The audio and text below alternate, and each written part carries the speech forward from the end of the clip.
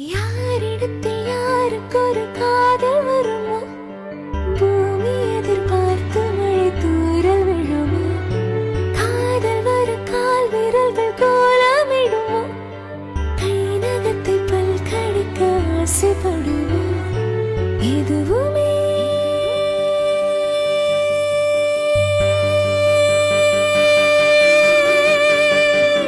எதுவுமே நடக்கலாம். இறகின்றி இளவனும் பறக்கலாம். இதுவரை விடுகதை, இனி வரும் கதை ஒரு தொடர்கதை.